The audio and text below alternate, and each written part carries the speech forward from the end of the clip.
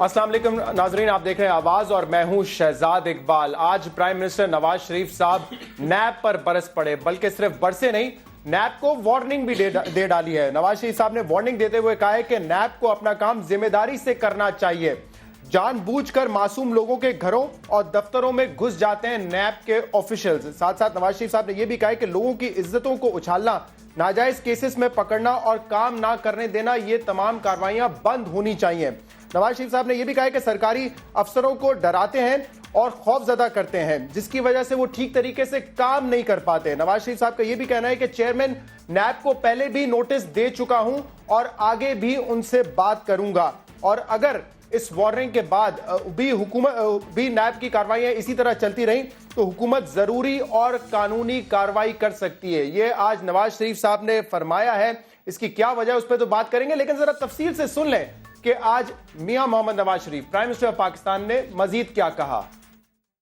एक नैब जो है वो भी मेरा ख्याल है कि उसको अपना काम ज्यादा जिम्मेदारी के साथ करना चाहिए।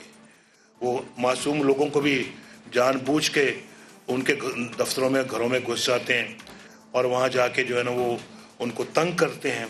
और मैं ये चेयरमैन नैब की नोटिस में ये बात पहले भी ला चुका हूँ, आइंदा और भी लाऊंगा कि इस तरह से लोगों की इज्जतों को उछालना, नाजायज केसेस के ऊपर उनको पकड़ना और फिर काम ना करने देना, सरकारी अफसरों को जो फैसला करने से पहले ही डरते हैं, उनको भी अपना डराते और उनको भी खौफजदा करते हैं, ये बात ठीक नहीं है।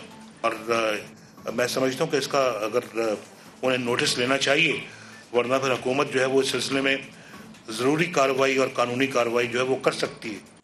नवाज शरीफ साहब ने आज ये बात क्यों कही, कौन कौन से ऐसे लोग हैं जिनकी गिरफ्तारी का अमल हो सकता है और कौन कौन से ऐसे लोग हैं जिनके घरों पे ऑलरेडी नैब ऑफिशियल्स पहुंच चुके हैं, इसका तो जिक्र नवाज शरीफ साहब ने नहीं किया। यकीनन ऐसे लोग हो सकते हैं, लेकिन मैं आपको बताने जा रहा हूं कि नवाज शरीफ साहब के जो अपने केसेस नैब में है, उनकी तफ्तीश मुकम्मल होने वाली है।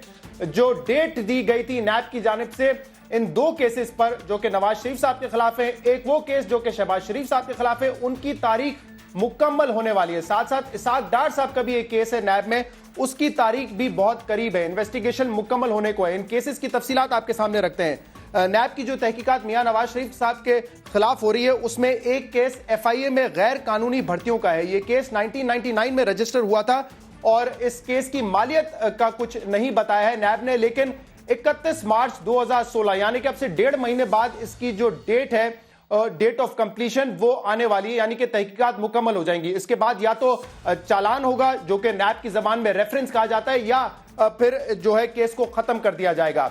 दूसरा जो केस है नवाज शरीफ साहब के खिलाफ, वो सिर्फ उनके खिलाफ नहीं है, उनके छोटे भाई शहबाज शरीफ यानी कि चीफ मिनिस्टर पंजाब के भी खिलाफ है। ये केस है रायवंड रोड की तामीर का, और ये भी केस जो है वो 2000 में बनाया गया था। इसकी जो मालियत है, इस जो केस की टोटल रकम बताई गई है, जो मनी इन्वॉल्व है, वो 125 मिलियन रुपए का है, यानी कि 12 करोड़ 50 लाख रुपए। और इस केस की भी जो तहकीकात है, जो इन्वेस्टिगेशन है, उसकी जो डेट ऑफ कंप्लीशन है, वो भी 31 मार्च 2016 यानी कि अब से 1.5 महीने बाद इसकी तहकीकात भी मुकम्मल हो जाएंगी।